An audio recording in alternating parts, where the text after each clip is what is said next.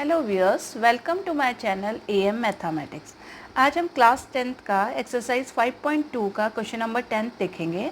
Question number 10 है the 17 term of an AP exceed it 10 term by 7। यानी कोई भी एपी है उसकी 17 नंबर की जो टर्म है वो उसकी 10th टर्म से कितनी ज़्यादा है, 7 ज़्यादा है। Find the common difference. Common difference हमें निकालना है। यानी हम ये देख सकते हैं कि अगर 10 टर्म में 7 जोड़ दें, 10 टर्म की जो वैल्यू है उसमें 7 जोड़ दें तो हमारी कौन से नंबर की टर्म आ जाएगी, 7th नंबर की टर्म आ जाएगी।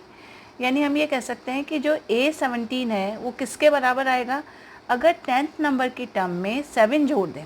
10th नंबर की टर्म क्या हो गई, A10 हो गई, उसमें 7 जोड़ दिया तो क्या आ जाएगा, A17 आ जाएगा। अब कोई से भी नंबर की टर्म हो, nth नंबर की टर्म हो, तो उसका फॉर्मूला हमने पढ़ा था a + n - 1 d, ये फॉर्मूला पढ़ा था। अब इसमें a और d की वैल्यू हमें पता नहीं है, तो हमने कहा nth नंबर की टर्म के लिए ये होता है। तो अगर 17 के लिए निकालें तो a17 की वैल्यू क्या हो जाएगी, a + 17 - 1 और d, तो ये हो गया a + 16d, इसकी वैल्यू ये आ जाएगी।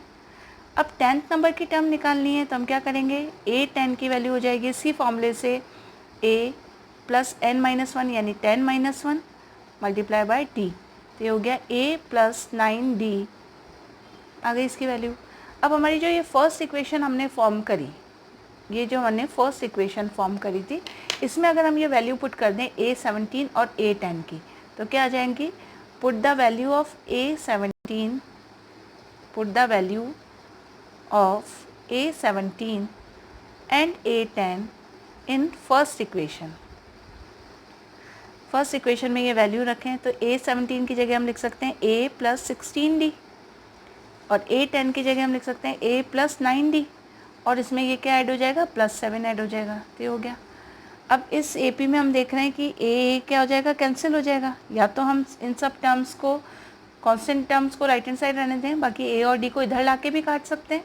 इधर ले आते हैं हम लेफ्ट हैंड साइड, तो साइन चेंज होंगे, a + 16d, a इधर आया तो -a, 9d आया तो -9d = 7। तो प्लस a में से -a कट गया।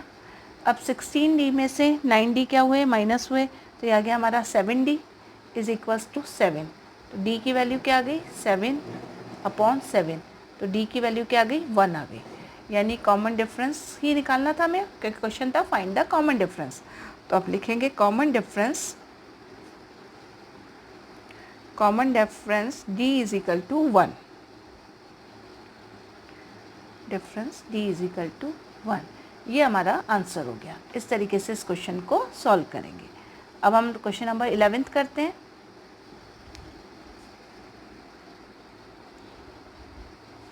Hello viewers, welcome to my channel AM mathematics.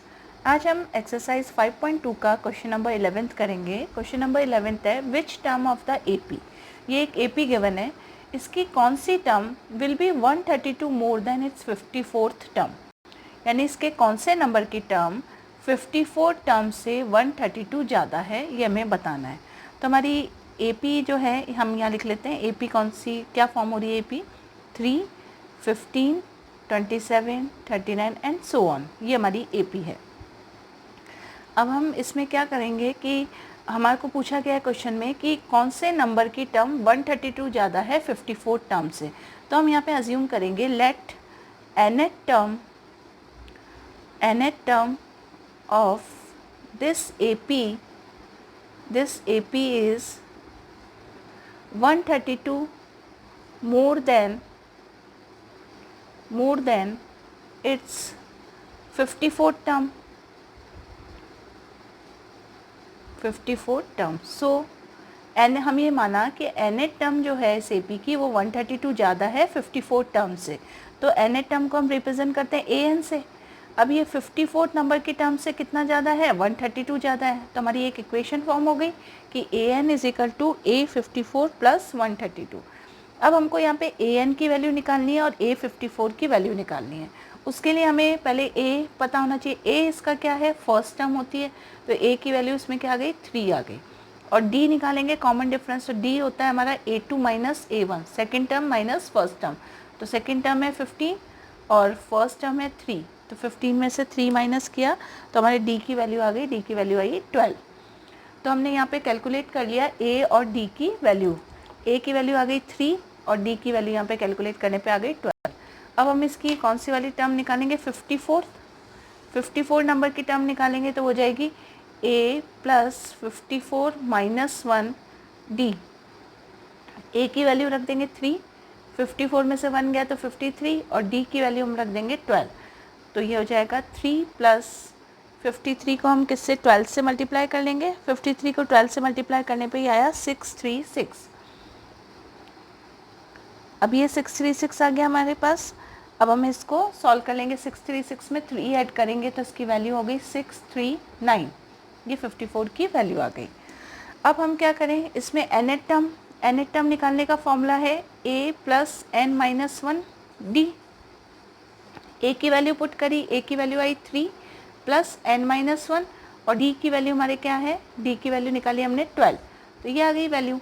अब इन सब वैल्यू को हम इसमें फर्स्ट इक्वेशन में रखते हैं। Let this is first equation, इसको फर्स्ट इक्वेशन बना लिया।